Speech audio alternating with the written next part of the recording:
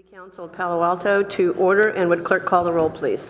Councilmember Berman. Here. Councilmember Burt. Here. Councilmember Du Bois. Here. Councilmember Filseth. Here. Mayor Holman. Here. Councilmember Niss. Here. Councilmember Scharf. Vice Mayor Schmidt. Councilmember Wolbach. 7 present. Thank you. And this is the time on the agenda when anyone who would like to speak to an item that's not on the agenda could do so, and I have no cards. City Clerk? Okay. So we'll go then to our first item, which is a study session about pension liability issues, status, and options for the future. And staff.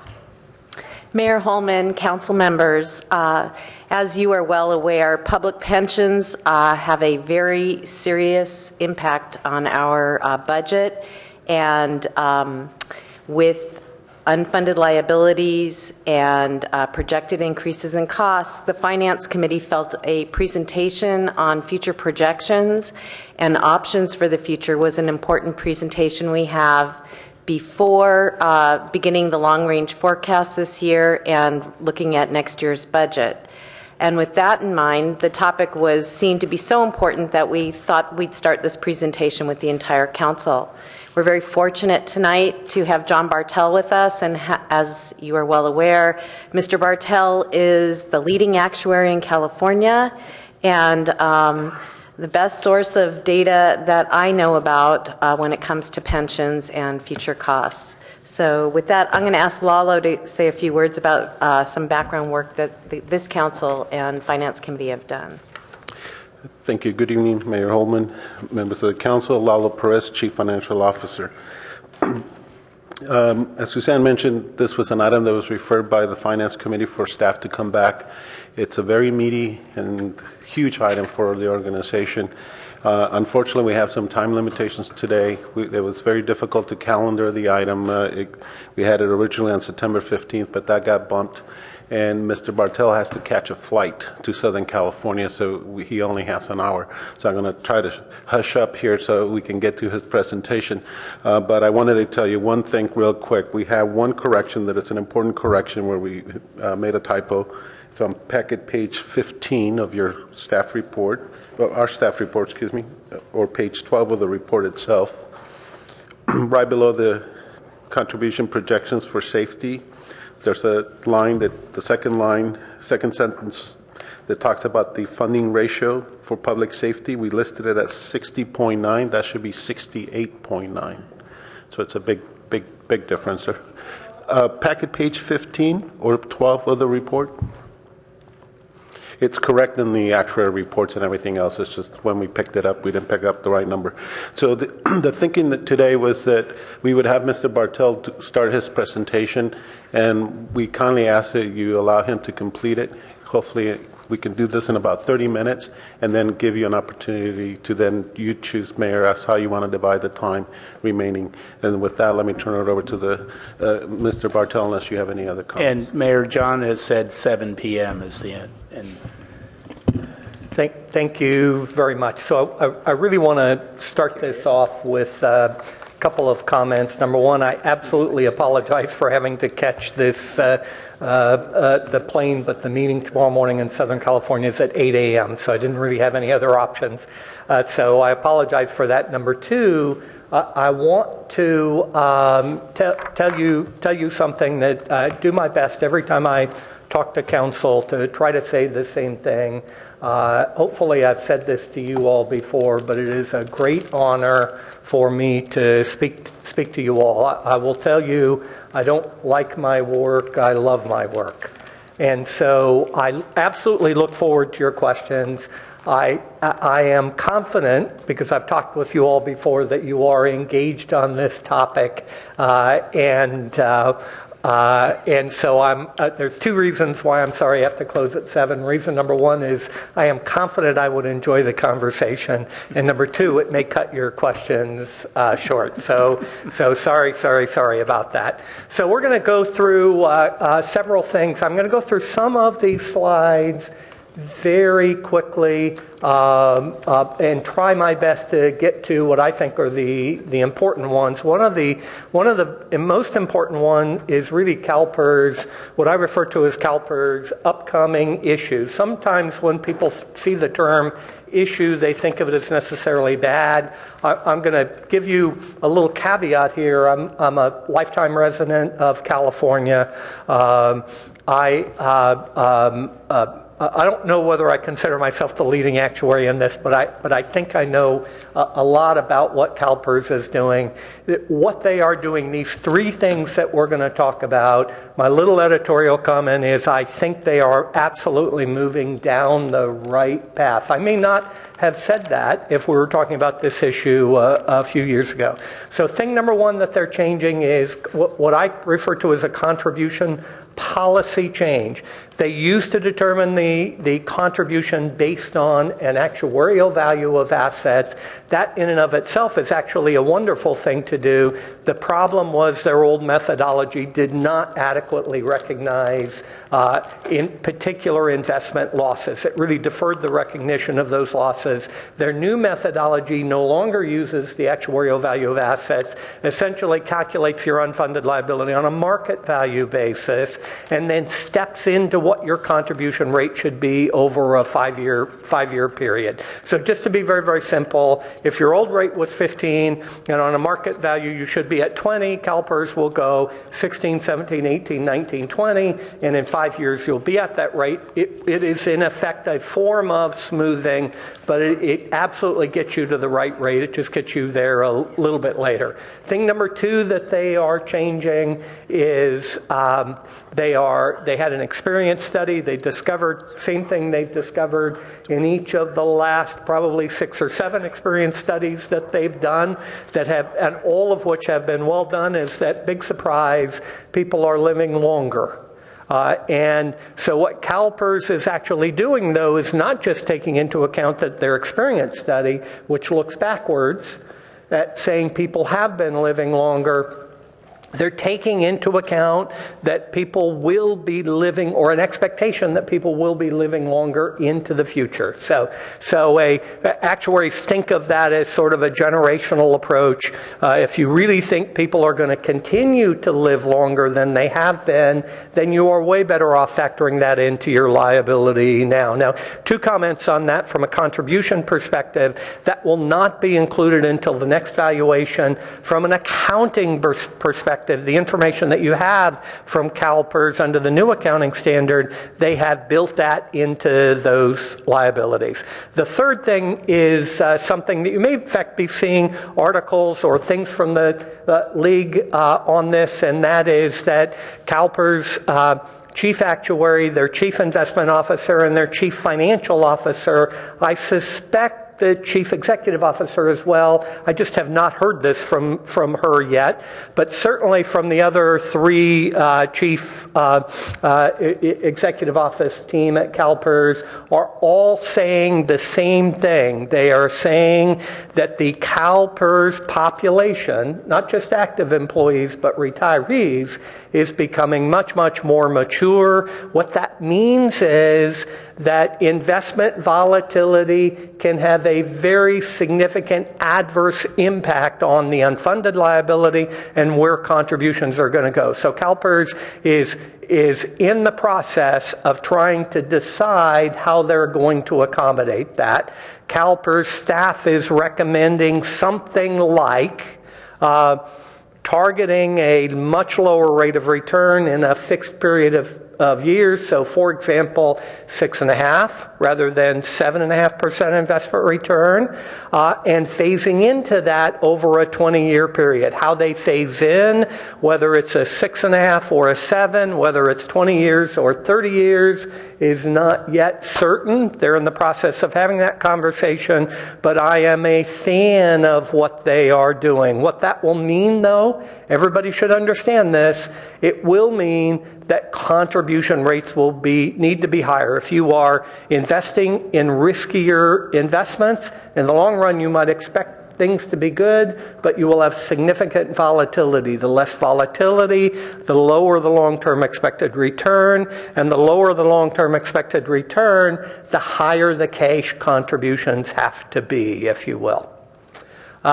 Slide 2, again, I'm going to go through some of these slides relatively quickly. This is the history of CalPERS market value rate of return. What you really see is that volatility on a market value basis. Great returns in the late 90s, crummy returns due to the dot-com bubble, if you will, in the early 2000s. Great crummy, and you kind of go through these 2, 3, 4 years of investment return cycle. And when the old method was smoothing that over a 15-year period, you didn't see that big of an impact on your contribution rate. But because the rates now will be based on market value, you will see much, much more volatile contribution rates on a go-forward basis. So you not only will you see your unfunded liability being more volatile, but you will see your contribution rate. So that word, the volatility, it's just is something we're all going to need to live with,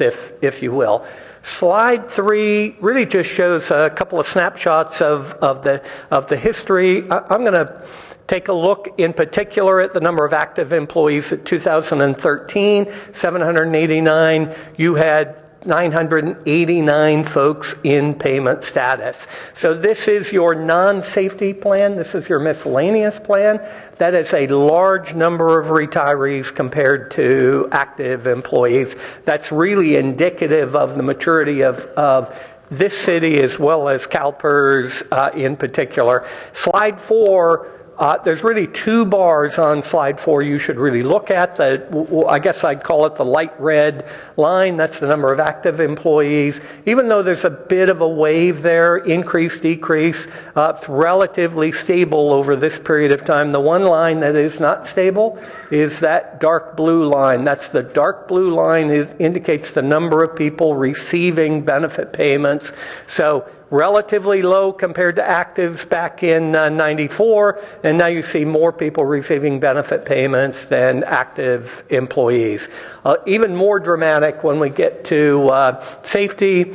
If we look at the 184 actives compared to 400 folks receiving benefits. So safety is a more interesting case. Non-safety folks, you have a fair number of non-safety folks who really don't work their full career here. Safety, much, much more common. So not only do you have twice as many people receiving benefit payments, but their benefits are by and large career level benefit payments. So what that means is a very large portion of your liability for safety belongs to people who are no longer working at the city. So this whole issue of what I'll call, you can call it sort of whatever you want, but the maturity of the plan, you have a large portion of your liability and consequently a portion of your unfunded liability for people who are not rendering service to today's taxpayers. So taxpayer generationally equitable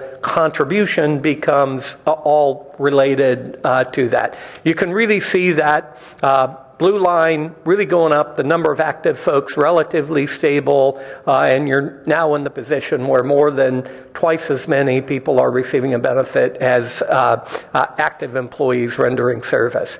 So slide 7 is the plan funded status, and what we really show here are two a left-hand side and a right-hand side. The left-hand side is June 30, 2012. The right-hand side is June 30, 13. And what I want you to do is just kind of take a look at June 30, 12.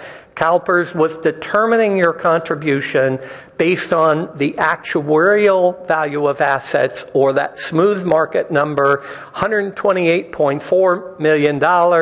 Really on a market value, your unfunded liability was $202 million. And when we go to June 30, 13 valuation, CalPERS is determining your contribution now based on $190 million. That's the market value unfunded. So that big change which you can really will drive your contribution rate up. We'll quantify that for you in a few slides. But if we look at slide 8, what you really see is this volatility that I've been talking about. The red bar is what's referred to as the actuarial liability. The actuarial liability is the value of benefits due to service that's already been rendered. Actuaries think of that as a target asset value. So that's how much money we would like to have you have set aside. One of the things that's fascinating about this particular graph is that red bar just kind of keeps growing. Why does it keep growing? Because people retire and they don't die immediately, and you have new people coming along earning benefits, and then you have the green bars, which are the asset market value of assets. So you can see assets greater than liabilities in the late 90s, and then you see the liability bar continuing to grow. The big gap in the liability bar really occurs in that 2009 year when you really have the reduction, the big reduction in the stock market. So what you really should be able to take a look at this is the big portion of the unfunded liability not generated by the higher benefit levels, but really generated by the reduction in the stock market. No question, the unfunded liability would be lower had benefits not been enhanced, but the majority of that unfunded liability really due to poor investment returns rather than higher benefit levels. And then we see the same thing on safety. $68.9 million at June 30, 12 is the basis of your June 30, 12 valuation. You really had $112 million unfunded liability on a market value basis. And now we go to June 30, 13, the most recent valuation, your contribution based on $105 million unfunded liability. And again, graph on slide 10 looks amazingly similar to the miscellaneous. Order of magnitude of the numbers is just different. You can see the liability bar continues to grow over that period of time, with the green bar, the market value of assets, quite volatile over that period of time. That volatility is what is going to create the difference, the contribution rate changes as we go forward. Slide 11, I actually think slide 11 is quite a fascinating chart. This happens to be your non-safety plan. What it shows is what percentage of the actuarial liability is due to people who are rendering service to the taxpayers on the valuation date, and what percentage applies to people who have already retired. So the blue line here is the active. So if you look at back in 1997, about 55% of your liability was for actives. Now you go to June 30, 13 valuation, about 35% of your liability is for actives. And when you look at retirees, about 35% in 97 was for retirees, and almost 60% is for retirees. If you look at this graph, this falls under the category of really just being a true definition of what a mature population is. And when you look at your safety plan and you look out at 97, you were mature back in 97, even more so in 2013. More than 70% of your liability is for people who are receiving benefit payments. And less than 30%, about 25%, for active employees. So again, a large portion of your liability for people who are not rendering service to taxpayers. Slides 13 and 14, I'm going to go through very, very quickly just so you know. We took a look at all of this information is public information. We got a list of comparative cities that the city looks to. You all are the green bar. This happens to be the ratio of the unfunded liability to wages. So if you just looked at your unfunded liability and did a comparison from agency A to agency B, if you're comparing City of San Jose to City of Palo Alto, the dollar amount of the unfunded liability kind of dwarfs everything.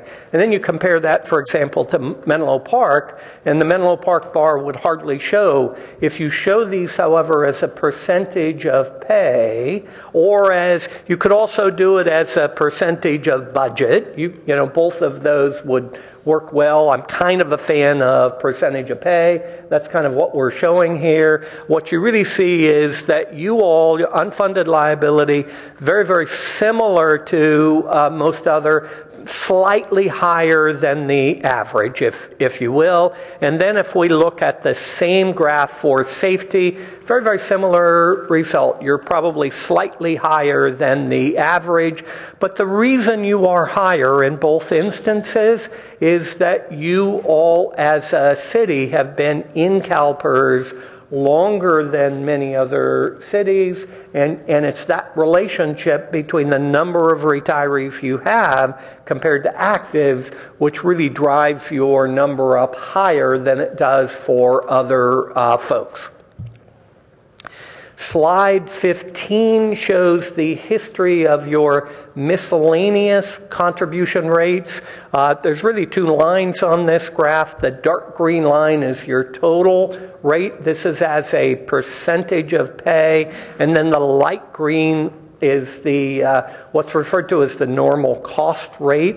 The normal cost is if the actuarial liability represents the value of benefits due to services that have already been rendered. Your normal cost is the value of benefits being earned, expressed as a percentage of pay in the current year. I think of the normal cost as a value of benefits for services being rendered to taxpayers this year. So from an actuarial perspective, I want you to get to the point where your contribution is that number that will get you into a taxpayer generationally equitable contribution. And the reason you're not there is because you have an unfunded liability, so you're paying that unfunded liability down. And oh, by the way, the reason you were below that in these earlier periods is because you had an excess of assets over the liability. In both cases, you add something to the normal cost to pay down your unfunded liability, or you reduce the normal cost if you have an excess asset. Now, in the interest of full disclosure, there was a change in the law. If you ever get to the point where you have an excess assets, CalPERS will not allow you to contribute less than the normal cost. So, safety, slide 16. What you really see is over the past several years, both safety and miscellaneous, your contribution rates have escalated dramatically.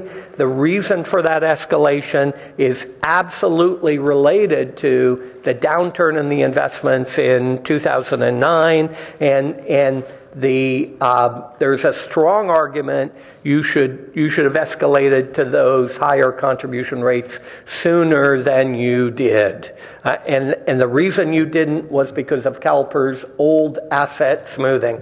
Under the new method, if we had a downturn, you would get to that higher contribution rate much, much sooner.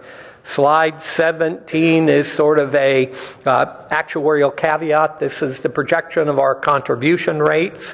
What we're doing is projecting your rates using CalPERS' assumed or expected return of 7.5, and we're also doing it at what we refer to as a poor expectation or a good expectation. Poor and good are not worst case and best case scenarios. They are consistently bad investment return or consistently good investment return. And if you take a look at miscellaneous, that green line in the middle says for 14-15, your miscellaneous contribution rate 27.7. For 15-16, 27.7. And the ramp up in the methodology and the assumption changes will get you, if CalPERS earns exactly 7.5%, to a contribution that's really in the mid-30s.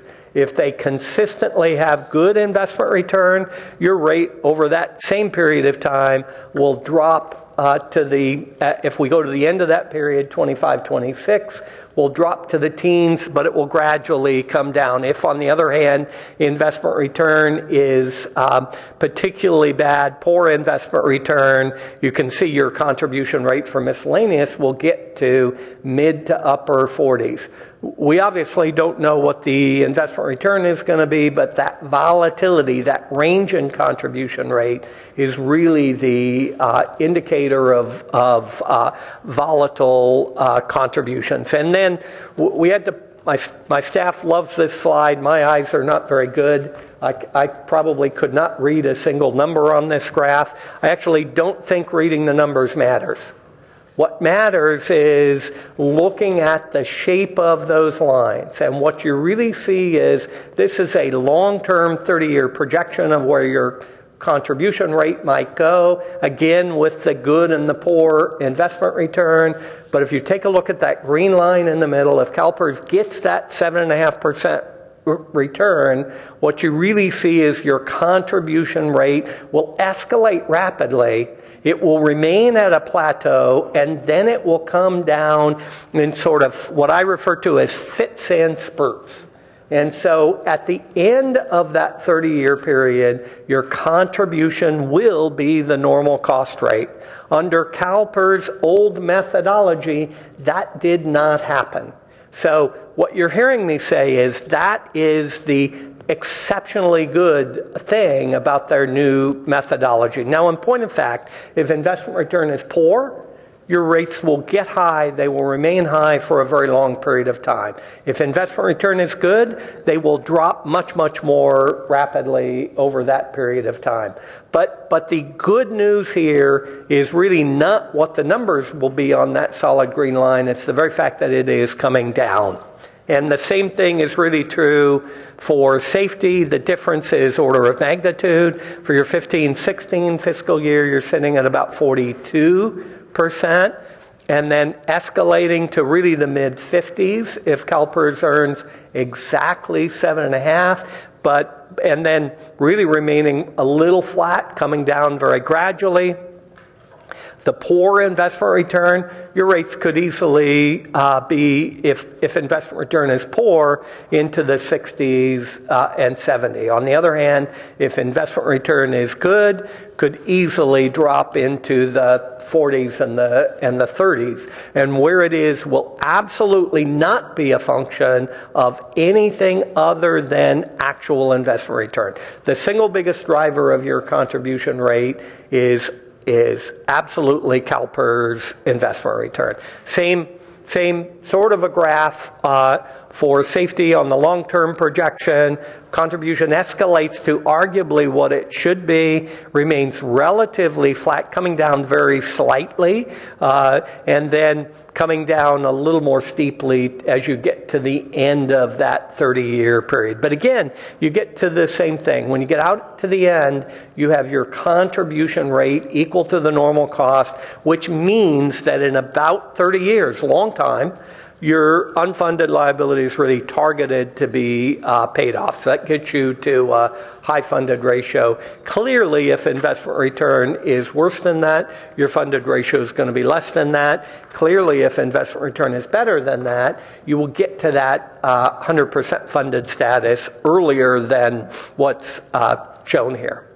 Wanted to talk just for a quick moment about the impact of PEPRA. PEPRA was a bill signed by the governor in 2012, effective January 1, 2013. PEPRA had no impact. Everybody should understand this. Did not change any benefits for current employees, only impacted benefits for people that were being hired in the future. So it had no impact on the city's unfunded liability. It, however, does reduce benefits and consequently normal cost rates for people that you are hiring in the future for some people. So in the long term, your total liability will be lower and your total contribution rate will be lower, and your unfunded liability should be less volatile. It will take a very long time for that to really play out. And in fact, if take a look at slide 24, we're being a little simplistic here. 2 lines here. The green line is what we showed before. This is with PEPRA, and then you see a blue line if PEPRA had not happened.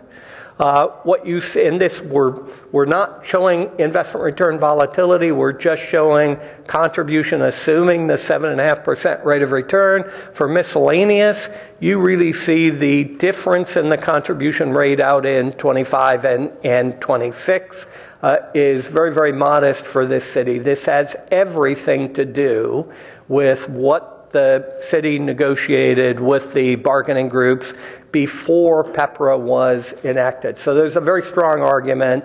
This city created its own version of PEPRA, getting the contribution rate down, and then PEPRA came along and sort of made a couple of what I'll refer to as a little bit more minor tweaks. So what you really see is very, very low impact, a little bigger impact for safety, but even so, when you look out at 25, 26, the difference in the contribution rate between with and without PEPRA relatively minor. The one issue we're trying to make sure that clients, all of our clients understand, is there is for PEPRA employees, people that you hire who are new to the system, there is a compensation limit that is tied to the Social Security taxable wage base. So I'm just going to give you my little editorial comment. I have a high degree of confidence. A lot of folks significantly disagree with me. I think that was a silly thing to do. At best, it was a silly thing to do. So 140,000, that sounds like a high limit. That number is adjusted up a little bit if you're not in Social Security. But if you compare that to the private sector pension compensation limit, it's about 53% of it. The common sense thing to do would have been to tie the PEPRA compensation limit to match that of the private sector compensation limit. Here's what's going to happen, and this is not going to happen for a lot of agencies right away, but we're starting to see it happen, is people will hire people to senior positions outside, and we think in the long run this is going to have an adverse impact on safety as well. But you hire somebody from the outside, they get the PEPRA 2% outside the state, for example, or from the private sector. If they have a $160,000 salary, that really reduces the 2% at 62 formula to an effective 1.75. Or if they make $200,000, it results in a 1.4%. Now, I'm confident there are people who will say, oh, that's okay. The challenge, of course, is when you're recruiting very senior people from outside, the compensation that they are getting outside in the public sector at senior positions is much higher than what the city can pay. So one big advantage, a recruiting advantage, is a pension formula. The bigger impact you have on that pension formula, and it will be higher as time goes by, will make it, I think, harder for you to recruit. I also think in the long run this will impact safety more than it will impact non-safety. There is a provision in PEPRA, you can supplement this with a defined contribution plan. my comment is you should just be aware of this and just recognize that if you're going to supplement it, you should start that defined contribution plan sooner rather than later. So I'm going to go through the next couple of slides very, very quickly since I think I've probably gotten to my 30 minutes. What we're talking about is ways to pay down the unfunded liability. So in the interest of full disclosure, I'm putting items here. I do not necessarily advocate all of the items that you see here. So, but just from a informational standpoint, there certainly are agencies that are looking at pension obligation bonds. Pension obligation bond is you go out and borrow the money and you give that money to CalPERS. The interest of full disclosure, if you had done that in June of 2007, when the market was at the upper limit, you buy into CalPERS at the upper limit, and very shortly, in two short years, you will have a haircut of 30% of what you handed to CalPERS. The challenge with a pension obligation bond is not whether theoretically it is a good idea, but practically can you tolerate that risk that is there. So I will tell any client who wants to do a pension obligation bond, I will not tell them don't do it because that is out of my area of expertise. I will tell them don't do it unless you understand completely the risk you are getting yourself into. Second way to do that is to borrow from the general fund. You just borrow from unallocated assets. You pay that general fund back. You're earning probably 50, 75 basis points on the investments. And so taking that money, giving it to CalPERS, you would have a much higher expectation that CalPERS is going to earn more than what you're currently getting. And I would advocate doing that if and only if you kind of pay that back. You treat it as kind of a loan from one pocket to the other, if you will.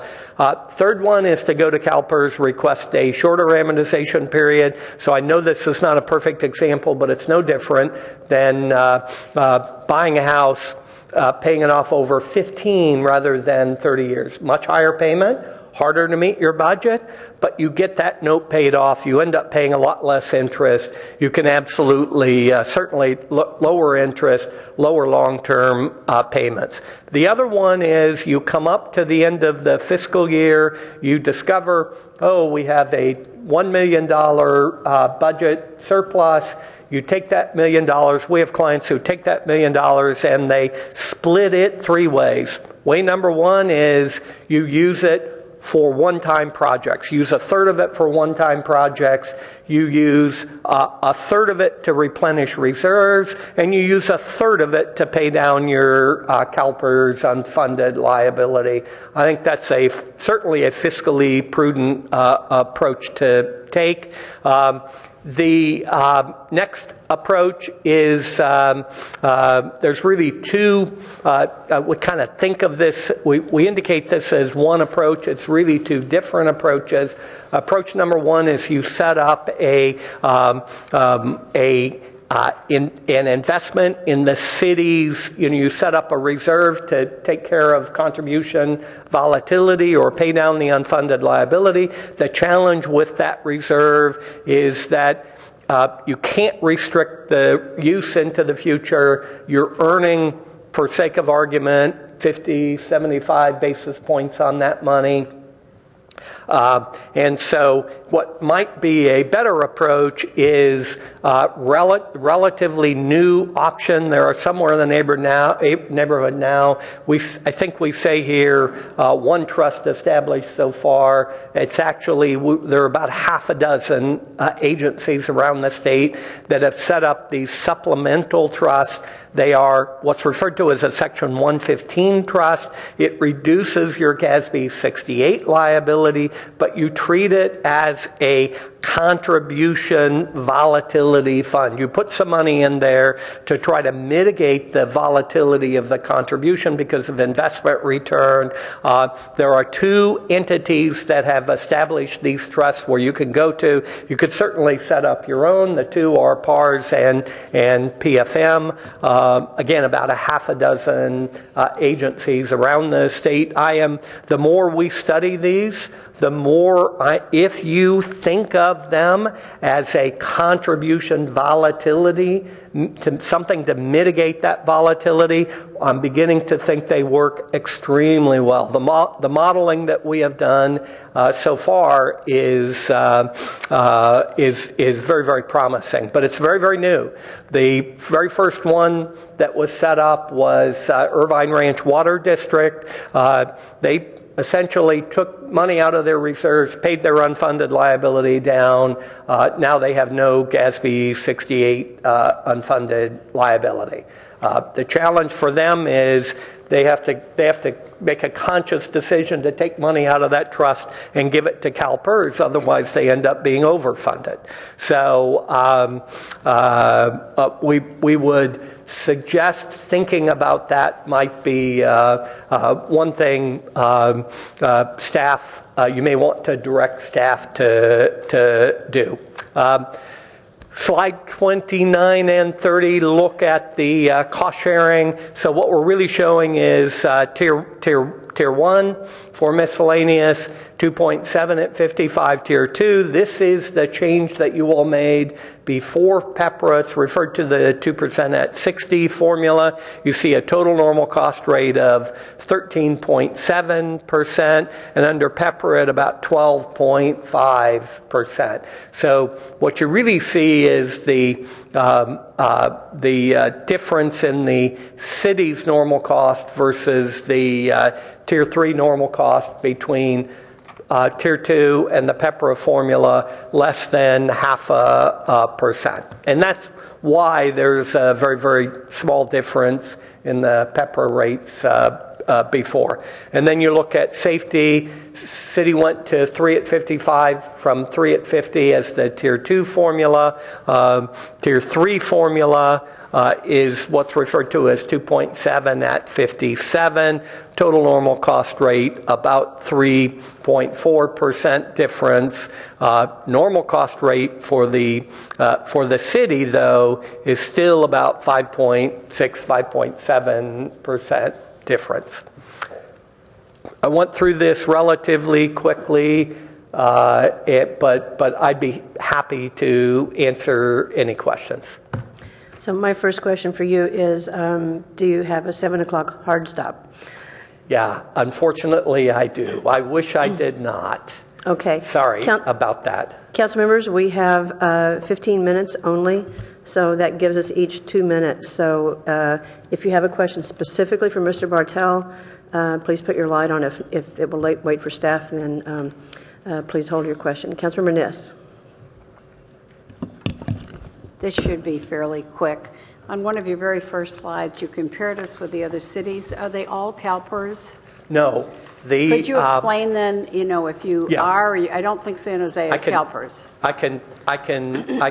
My recollection is all but 2. If we look at slide 13, my recollection, so there's City of San Jose, which is not in CalPERS. They have their own system. And then I thought maybe it's under the safety slide. Yeah, San Ramon Valley Fire is in Contra Costa County. It's in Cicera. So all the rest, I believe, are in CalPERS. Would you deduce in any way that those in CalPERS will come out ahead in the long run over those that are self-insured or not?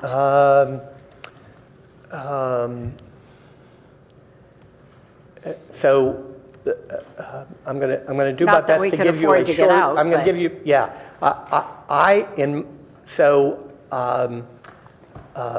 let's take what I'll refer to as 3 groups. There's the CalPERS group, which is the majority of the folks.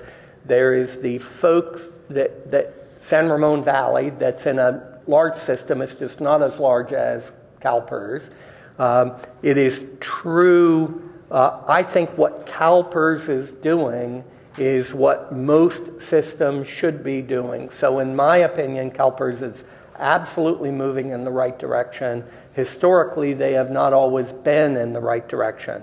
What I will tell you is the City of San Jose plan, I absolutely think from a structure standpoint, they have been, particularly for police and fire, maybe a little less so for the federated plan, but certainly for police and fire, have been absolutely moving in the same kind of direction that CalPERS has now started moving in, maybe a little earlier than CalPERS. So one of the things you see is the San Jose rates being relatively high, unfunded liability being relatively high, but I think that's a reflection of lower investment return assumptions, so better reflecting what I will suggest is the long-term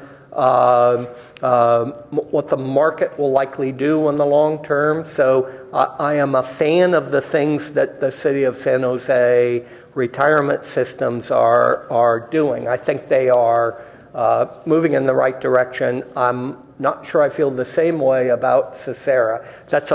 This is a complicated answer, and I tried to answer it quickly. Thank you Sorry very about much. that. Councilmember Philseth. Hi.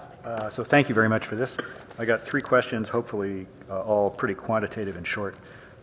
First one is all these charts with sort of the big, thick green line in the middle and so forth. Your assumption, you assumed a 7.5%. That's correct. So the high ones and the low ones, is that like 3% and 12%? Is that roughly there? We show that on, this falls under what I refer to the minutia of this slide 17. Poor investment return kind of ranges, it's really low single digit. So big difference between 0.2% and 4%, though. No, I understand that, but what it is actually 0.2 in the short run, 4% in the long run. Oh, I see. And so similarly, if you look at that, good investment return, 11 to 15. 11 in the long run. Yes, that's right. In the short run. Got it. That's exactly right. Super. Thank you. Second one, the $300 million unfunded aggregate pension liability. That also assumes 7.5% investment returns? Yes, it is. How sensitive is that to if it were 6.5% instead, So in the interest of full disclosure, that's something I ought to be able to answer off the top of my head, but I can't. I know that in the city's GASB 68 information, they have that information because CalPERS has provided it. Okay. But I'm sorry, I don't know what it is. Okay, and so my last question is, we got a lot of discussion. There's sort of not anything we can really do about the unfunded liability as exists today. But in fact, it must vary quite a bit with the average raise that we give out. Yeah, no question. Right. So what assumptions did you make about the average raise that we give out, wage increase over the next 30 years? You mean the average pay? I'm sorry. So I want to make sure I'm understanding the question. Well, I think, it must depend a lot on if we give everybody a 3% raise or a 4% raise. It must have a huge impact on the unfunded liability. Not as big an impact as investment return, no question. I just want you to understand that. Okay. But the current unfunded is based on what I'll refer to as 2 assumptions.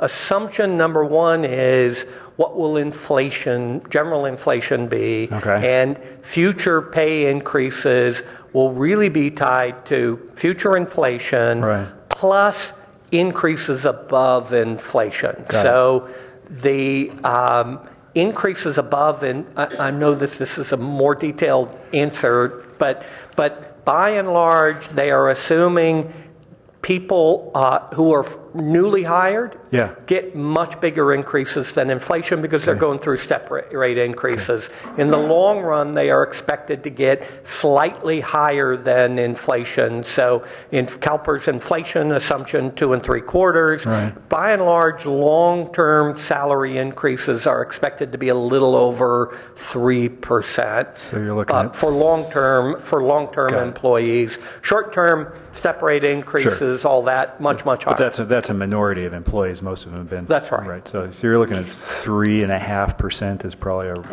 Yeah, Councilmember that's Filson. very consistent with the expectation that CalPERS would have. All right. Thanks. Councilmember Du Bois. Thank you. It's like drinking from a fire hose.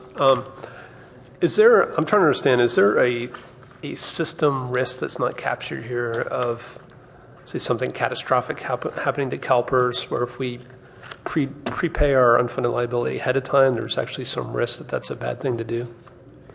So let me make sure I'm understanding. Your question. So I think I'm hearing two questions, and you can tell me if there is. People use the term to prepay.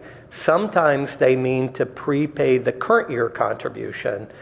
The alternative to prepaying the current contribution would be if you have a $300 million unfunded, if you wrote CalPERS a $300 million check. Are you asking? I'm asking, is there a risk that CalPERS goes bankrupt and any advance payment you made is actually lost money?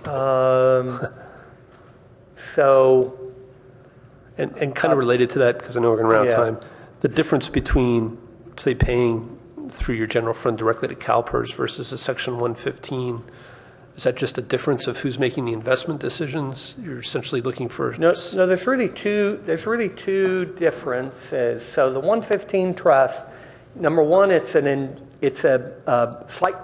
is a difference in who's making the investments. What we would suggest is if you did set up such a trust, you should not try to beat CalPERS investment return. You should try to mitigate their volatility. Yes, you're kind of diversifying your risk. Yeah, that's right. That's again, exactly the way that I would Is there look. this system risk that's not captured that something horrible could so, happen to CalPERS? So reason number one is you actually mitigate the volatility, which in the long run really is what CalPERS is trying to do. So that's value number one. But value number two is the best way to describe the trust, that I think the best way to use it, if we just kind of look at miscellaneous. Let's pretend for a moment you look at the miscellaneous rates and you go, oh, what we would like to do is we would like to budget over the next 6-7 years at 33% of pay. I'm just picking 33 as a random number. And so what you would do is you would set up your trust with a little bit of seed money, and if CalPERS tells you your contribution rate is below 33, you give them that number, and then you move into the trust the difference between 33 and what you're paying to CalPERS. And if CalPERS tells you your contribution rate is higher than 33, you take the money out of the trust and give it to CalPERS. So from a budget standpoint, you have that level 33% of pay.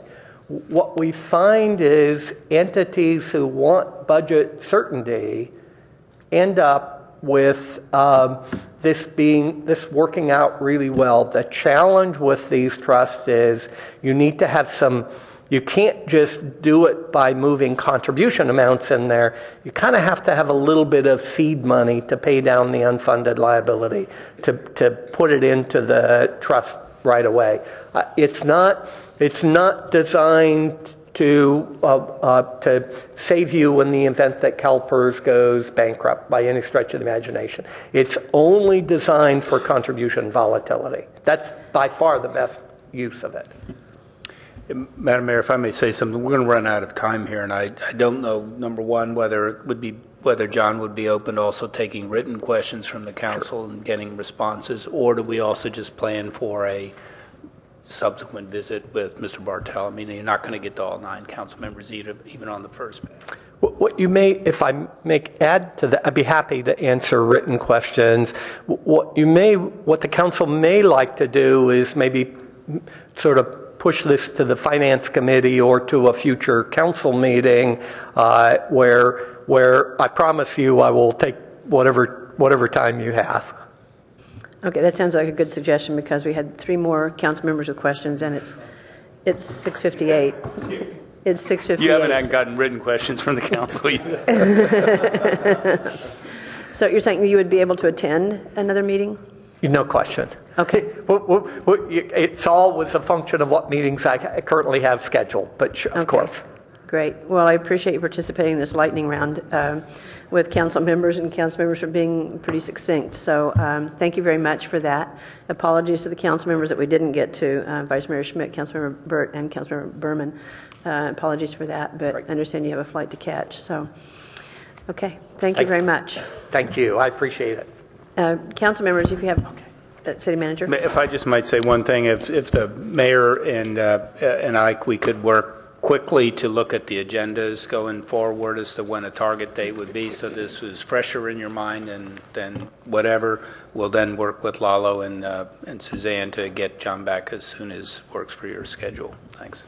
Yes, I think there was something that actually got taken off the schedule, so we might have an opening.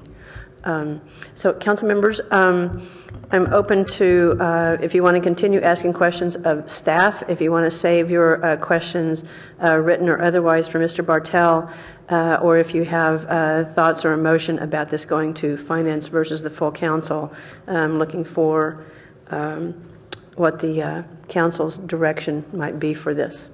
Councilmember Burt. I'd just soon go ahead and direct questions to staff, and those that they can answer in whole or in part, great. Otherwise, they've captured them for Mr. Bartel. So, and that doesn't mean we can't supplement with other written. Councilmember Niss.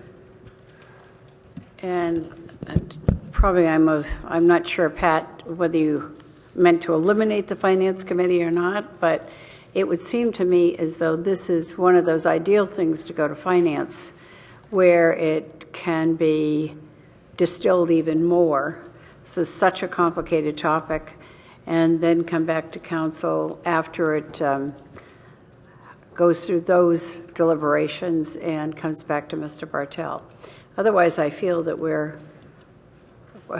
this is a big topic. There are 9 of us, and starting with 4 would be, I would think, advantageous. Councilmember Berman. So I guess my overarching question is, what are we trying to do? I mean, I felt like this was very helpful as an informational and a study session, and it'll be great to follow up with questions for Mr. Bartel. But what are we trying to drive towards? Does the city want to take some action, to address the issue, or I just don't know what the goal was, and that would help determine for me whether or not we need to go to finance for more, or kind of what the next steps are. Well, certainly, and Lalo might have actually a best response to this. Certainly tonight we're not going to take action. I think given the liability that we have, unfunded liability, it'd be good for us to work on a potential options for you to consider. So one of the goals for us would be to at least, one, understand the issue as a community, and then second, understand our options in line of everything else that we have, all our other obligations, infrastructure, and so on. And we believe that there are options for you to consider on how to address it. And it's a matter of having that talk and education about what the options are, what the pros and cons are. So it could be something that could go to the Finance Committee, and I'll look to Jim as well to give you more of his opinion, because we can work out some of the details and then bring it back with more concrete information as to what it would mean, if we go to a trust, how would we fund it, what ideas do we have, what potential methodologies we could use to explore. John mentioned that some other agencies have a three-legged stool approach when there's excess revenues. We've been fortunate the last few years that we've had some excess revenues, and we purposely, through Jim's recommendations to you, directed them all to infrastructure, rightfully so, because of the great need. So at some point we need, you could have options on, maybe you direct some to the other unfunded liabilities from those potential dollars, or you heard about borrowing from the general fund. Well, there could be discussions for us to borrow from the enterprise funds and make it worth their while if we're carrying reserves that we believe are healthy enough. So we believe there are points of discussion for you to consider and make informed decisions. City Manager. Thanks. If I could add to that, I mean, for me, both thinking about the briefing purpose that we had for bringing this forward to the council, then listening to John, I mean, you know, that you take away two things. One, which is what strategies do we want to explore, as Lala was saying, to deal with our unfunded liability? And that's not a fast conversation, and unless we're going to write a $300 million check all at once, we don't have the capacity to do that, even if we were willing to risk it. So I think that it is an ongoing kind of conversation, and even if we establish a strategy and policy, I would imagine it would be something that will unfold over years that will have to be routinely revisited. The second piece, though, was, which I think is more near-term and immediate, was to get a good look at what the increased pension cost requirements are going to be in the very near term, and they can help inform. And I would think even with today's snapshot, conversations we have as we go into labor negotiations about what the obligations and the costs that the city and our employees are facing in the future. And I think that there's an immediate return on that and that information. I think that's helpful. And this other piece is, I do think, a conversation that will take some time. That being said, I think John, it's something that is of interest to the whole council. So I think you want to think about what the right mixture, even if you refer to committee, that the whole council has a little bit of chance to chew on this a little bit. Vice Mayor. Yeah, to follow up with Suzanne's comment right up front of this is an important step on moving toward the long-term financial forecast, which is the basis of the budget discussions that come up quickly. I think the long-term financial forecast is due in December, so it seemed to make sense to go to the Finance Committee to have a detailed discussion, come back to the council with issues, but be ready by September for that long-term financial forecast to have a point of view on the issues that are addressed here. So I haven't had a turn yet before I go to Councilmember Burt and Councilmember Du Bois. I can see advantage of this going to finance if the point there is to chew on the issues and bring to council some options that have been digested there. But I agree with the city manager that this is an issue that is such a large issue for the whole council. I would really want to have Mr. Bartel accessible to the whole council as well. I don't see how we're going to do that by, Vice Mayor mentioned September. I mean, this is September. Oh, okay, December. Okay, that's very different then. Yeah. Also, I'd mentioned to the Vice Mayor earlier, it's like I feel a bit like we're in the briar patch. I kept looking for okay, we'll find our way out of here. And surely there are better answers than not, but it is hard to disseminate those. So I'm splitting the baby here of yes, finance is fine, but I don't want there to just be then a minimal report to council. We need to all understand this very fully and have access to Mr. Martell. Yes, Lalo. That's an excellent point, and if you recall, some of you that were here, that's exactly what we did with the retiree medical, because it is a big, meaty issue, and it worked well because we worked out some of the nuts and bolts finance and we brought it back. It was a little more focused of the discussion instead of this big, wide picture. So good comments taken well. Great, thank you. Councilmember Burt. My thoughts were along the same lines as yours and what Palo described of what we did when we did the retiree medical. So if it was to have the Finance Committee help flush out various options and have them have more meat on the bone when they come back to the council for full consideration, that would be reasonable in my mind. If it was the Finance Committee making a recommendation or a determination on behalf of the whole council, I would not go along with that. And this conversation got into this process. We still have the question of whether we're going to ask some additional questions tonight. So I'll set that aside until we make this determination. Yes, please, and thank you. Tom? Yeah, that was actually where I wanted to go, which is I think we should maybe use this time to ask some more questions to staff and we get ideas from all of us out on the table maybe we each get 5 minutes. Let's cap the amount of time we spend, but let's continue the study session and then send it to the Finance Committee. I'm good with that. I just want to know, also establish where we're going to go going forward. So, Councilmember DuBois, would you care to Sure. start us off? And then to be fair, Vice Mayor and Councilmember Berman and Councilmember Burt did not get to ask any questions at all. So maybe to be fair a little bit, you might defer. If you come back to me, I have a few more questions. But the order was Vice Mayor, Councilmember Burt, and Councilmember Berman.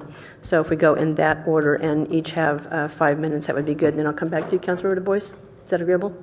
Thank you.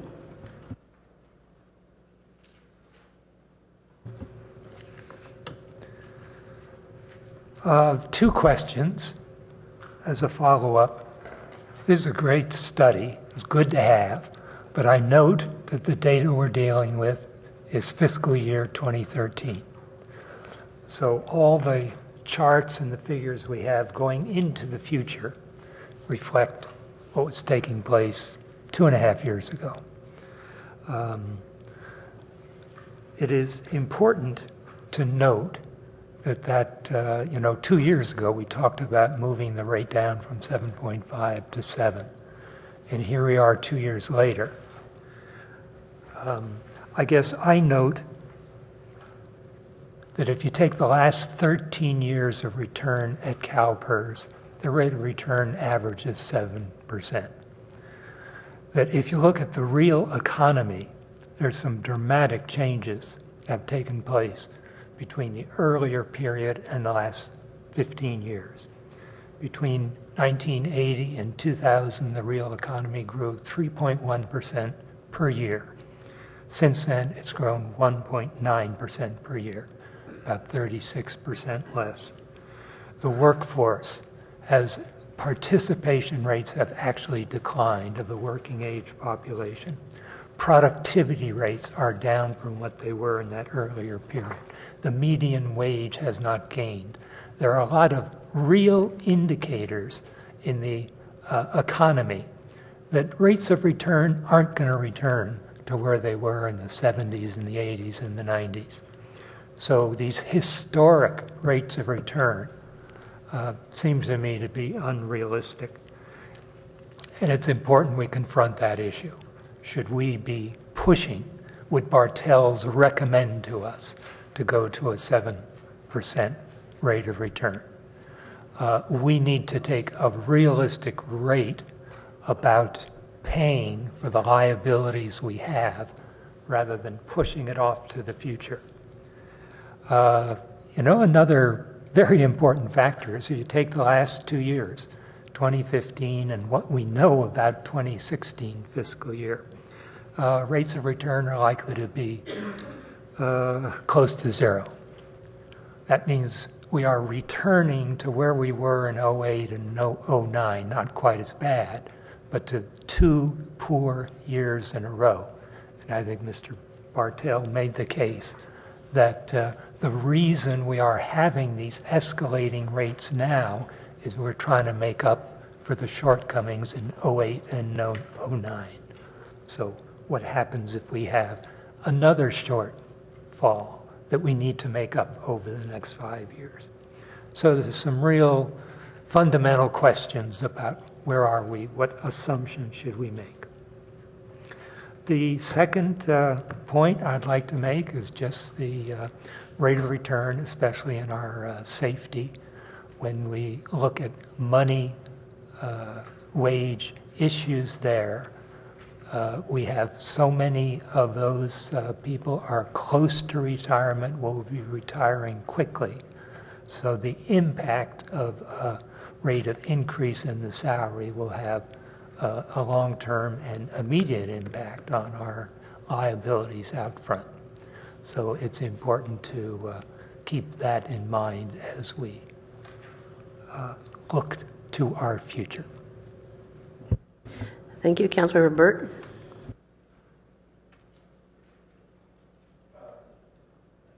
One thing that we didn't hear about was, as we're looking at setting up something that might be this new supplemental pension trust, if we did something like that, I want to think through and understand the impact of contributions to that trust and when and how those would occur, because it wasn't mentioned that what we face in government faces in general is that our contribution rates go up as a result of diminished returns on investment during downturns, which is the same time our revenues have shrunk. So it's a double whammo. There's often a bit of a lag between when our revenues go down and we have the contribution rates go up, but that's now being contracted, that lag as well. So this is what goes on all the time, and what happened in the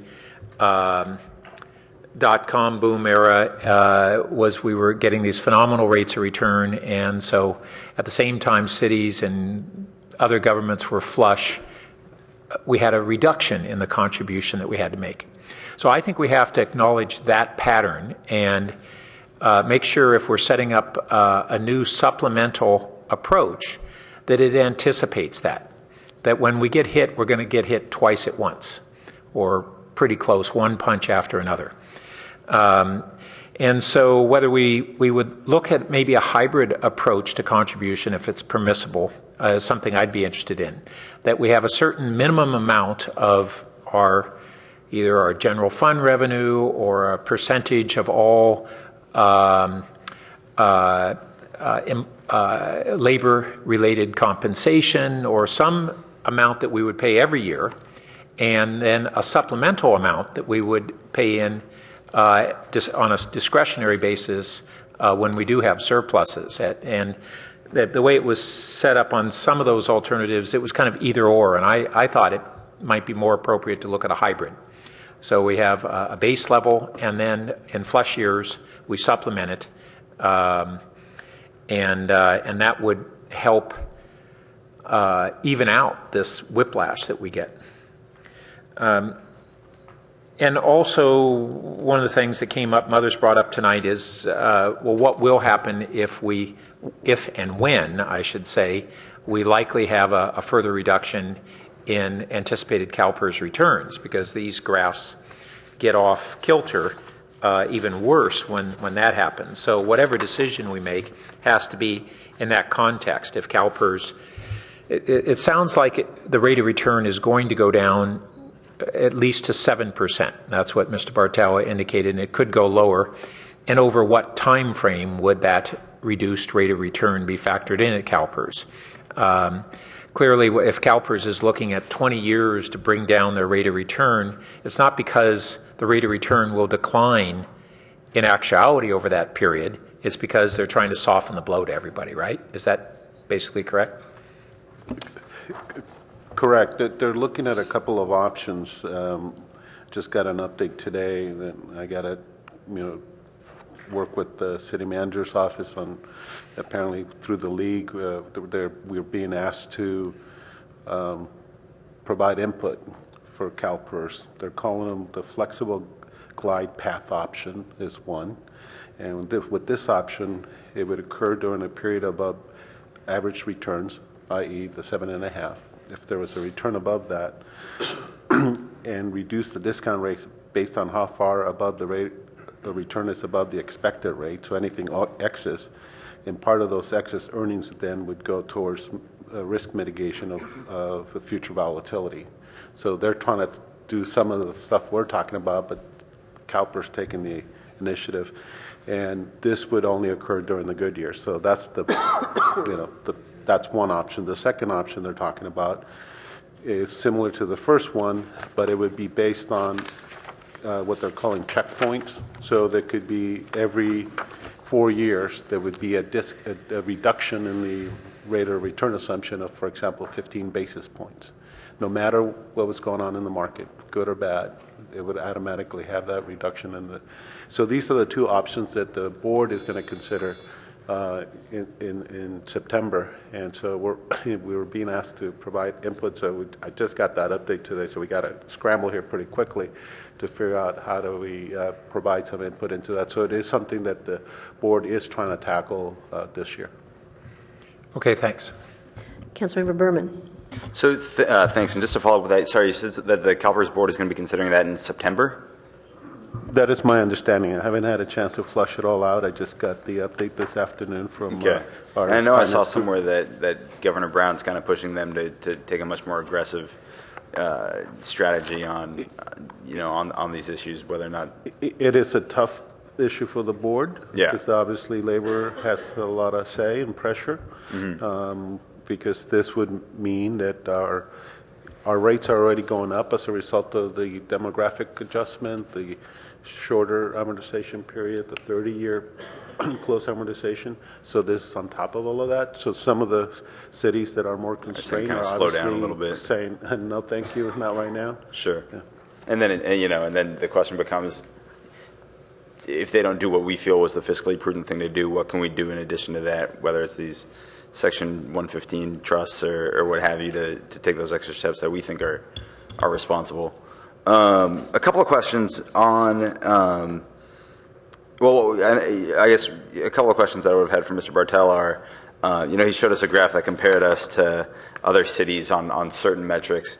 Just from what he's seen in terms of where we are, on the whole, I'd be curious to know how he thinks we're doing, whether, should huge alarm bells be going off, and should we be taking remarkably aggressive measures, or should we kind of, realize that, we're definitely not in the place that we want to be, but the sky isn't quite falling yet, just where on the spectrum do we fall? I'd also love to see some of those graphs, those future projection graphs, using that 7% as an average as opposed to 7.5%, and just be curious to know what those would look like versus the 7.5% rate of return that was used. Some questions just in the council packet, like packet page 12, the summary of demographic information for miscellaneous. And we've got average annual city provided benefit for service, disability, service retirements in the last 5 years. And then in 2013, the different amounts, 34,000, 13,000, 44,000. So is that, just so I'm understanding this correctly, is that saying that, the average annual city provided benefit to our miscellaneous employees in the service category is 34,000 a year? That is exactly correct. Now, keep in mind that John mentioned we've been in CalPERS for a long time, so there's members that have been retired for some I know for 30 years. They're in here, and so that are probably at lower amounts because their wages were lower. And exactly. Yeah, and so that's the purpose of the service retirements in the last 5 years, is meant to give a better kind of indication of the retirement benefits that. Yeah, I mean, that people are getting right now.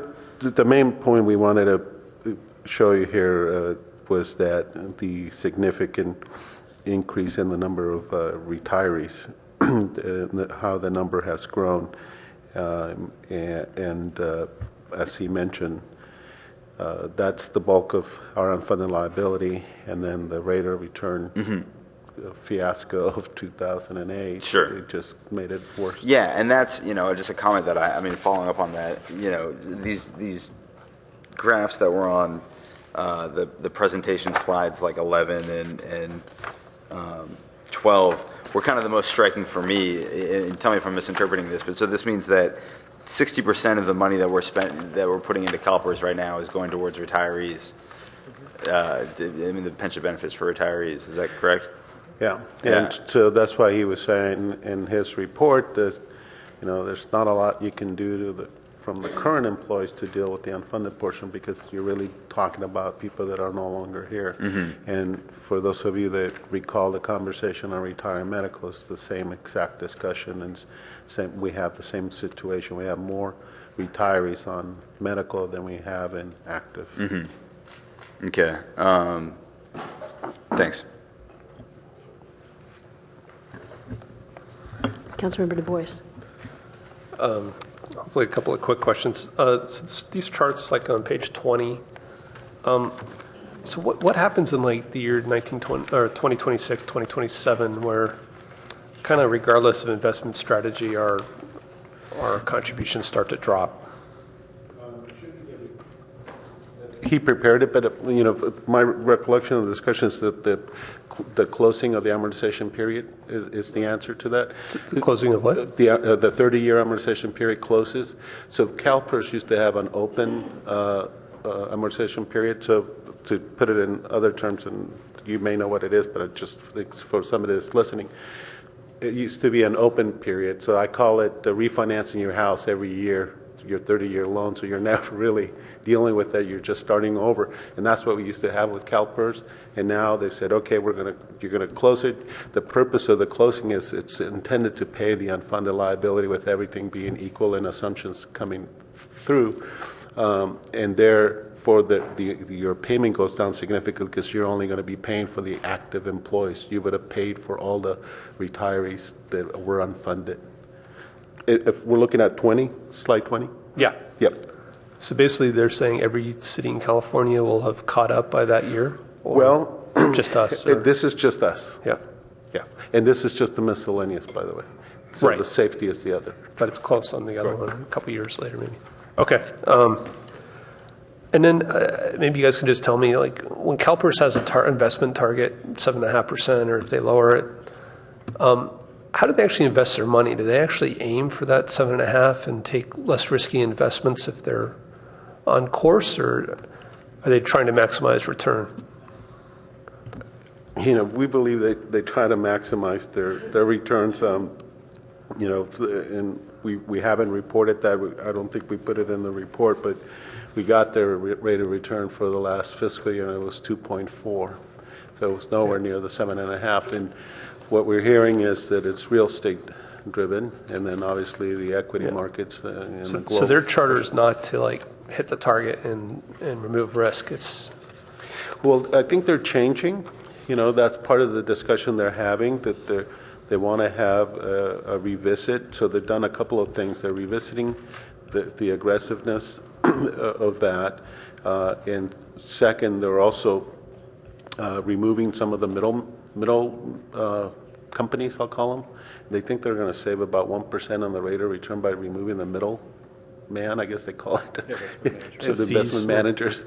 And so those are the two strategies that we're hearing that they're working on. And just so I got it right, if they exceed their target, we still pay the normal contribution rate. I mean, if like in the .com years they hit 22.5%, if they do that, we still are. So they smooth it just like the loss would be, right? Okay. So it would be smooth. One of the things, that we could do, let's say that all of a sudden they start having these fabulous rate of returns, is to do exactly what Perce was saying and do it ourselves, that we send some of the money to a third party and put it there for volatility swings in the future, right, for future payments. So we could do it ourselves. When Councilmember Burt talked about in the early 2000s when we were super funded, meaning we were fully funding the obligation, internally we charged ourselves like we were not. We charged ourselves the rate of 2 years before that. And with that, we built up about $32 million for retiree medical, and that's how we seeded that. So we've done that in the past as an organization. Okay. And how does staff look at long-term interest rates, I guess?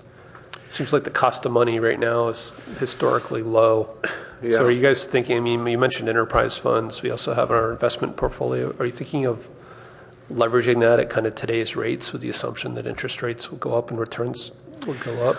Well, we're looking at it very strongly because, our rate of return is a little bit better than what John assumed, because what he's talking about is just about every neighbor that we have, but because we have the enterprise funds and longer obligations, therefore reserves set out longer, we can invest a little bit longer. We're about a 1.9 rate of return right now. So what we got to look at is if we can send it to a third party, and let's say even if they earn 4, we're still ahead of the game, right? So it's a matter of the risk tolerance and the confidence that we feel with those managers. And we're doing the same thing. We talked with the Finance Committee at the last meeting about maybe refinancing our own debt that we may have, including the enterprise funds, because if we're paying 3-4% and we're earning 2%, maybe we need to look at that. Well, a quick last one. So would one option be to, would the difference in that return be significant enough to pay down? So if you're getting 1.9 and you now get 4, do you just take that 2% additional return? Right, and so that's the idea, that you're building up those funds. That's what John was talking about, that is you seed it and you start growing that, so when the negative swings come, then hopefully you have enough to buy you time. And that's the way I would look at it from a beginning for us, that when we experience a significant downturn, we kind of scramble and put a freeze on the organization, and we froze every position that became vacant. And operationally, that's not necessarily the best thing, because you're not picking and choosing necessarily. We kind of did, but we were pretty desperate and we blocked everything. Well, if we have that money set aside, maybe it allows us to be more selective on what positions we freeze, and it gives us maybe a year. Let's say that we have a year or 2 years of funding to make the hard decisions with more time. Thank you. So just a couple of things. I think looking at this is, of course, important, but I think also looking at it perhaps in context to the extent that makes sense would be a good thing to do too. I thought Councilmember Philseth asked a really good question about, how much X%, Y% of raises would impact this. Also, last year, the City Council instituted public safety impact fees. And I think those were fully loaded, but I'm not sure. Yes, with the numbers that we had at that point. Yeah, they were fully loaded. So I don't know if it makes enough difference to look at that in terms of, what happens to the part that is the load, we'll call it. Should that be put into this to help keep pace? We should be adjusting our impact fees regularly anyway. Yeah, and so Walter could probably speak to the adjustments of the fees, but that's part of the review he does on an annual basis with the departments, and how we come to you with recommendations on adjustments. And at times, very few, but Walter can correct me, we had a couple where we had to adjust down because we were exceeding the recovery level.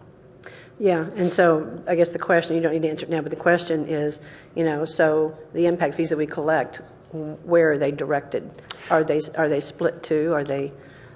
So they're directed to the purpose that they're collected for? No, I understand. But if they're fully loaded, are the impact fees directed towards being able to pay salary? Or are they directed towards, yeah? Well, the impact fees, they're predominantly used for capital. They're not used for salary and benefits, but if I'm understanding your question. I thought we instituted a public safety impact fee that was for staffing because the commercial sector, we have a much larger daytime demand than we do a nighttime demand. And so I thought part of that one of the impact fees that we instituted was for staffing. Am I misremembering that? I know we did capital as well. Yeah, it was mostly capital. Yeah.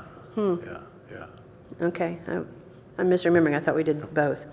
You mentioned also borrowing from enterprise funds. There's if it's legally permissible, and then there's also the community perception of that. Yes. So keeping that in mind. Absolutely. Yeah. Yes, City Manager. If I might follow up on that, though, I think it raises a point we shouldn't lose sight of. It goes a little bit back to the questions or the points that Councilmember Burt was making about revenue stream volatility.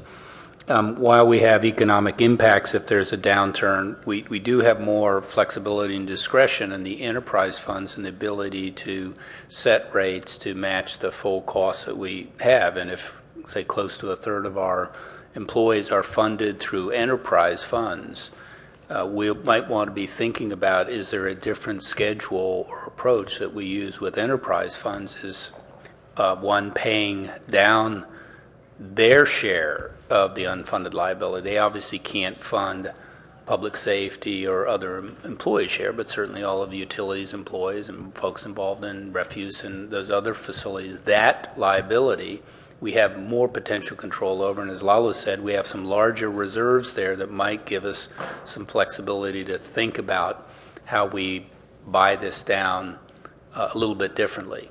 Additionally, on the other side, if we choose not to buy it down, we have, again, a little bit more control on the fact that, well, we're carrying a liability. Well, we always have the ability to set rates that be part of the cost to be able to cover those costs. It's a little bit different when we're really constricted on a revenue stream, when we're really then faced if we have some rising costs that are so significant that we really have to cut services or eliminate other things that we want to do. And that's where the liability really starts to put pressure on us for the long term. So just something to be thinking about, that we may want to, we have a little more flexibility in thinking how we buy down the enterprise liability probably than in some of the general funded areas. Okay, great. Thank you for that. So I don't see any other councilmember lights. So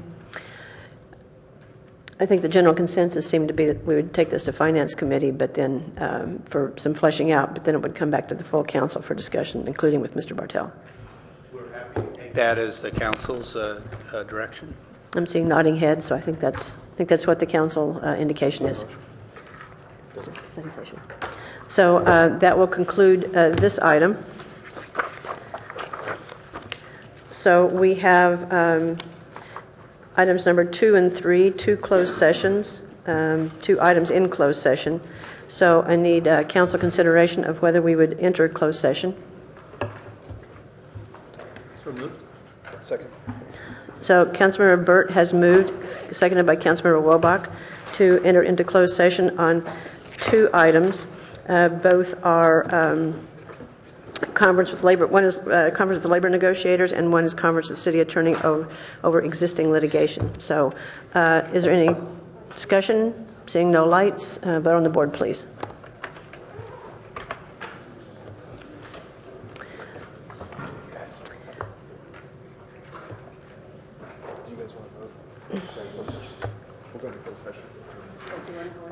And that's about to pass. On an 8-0, well, Liz, you want to vote? Do you want to vote? That. So that passes unanimously on an 8-0-1 vote with Councilmember Sharp absent.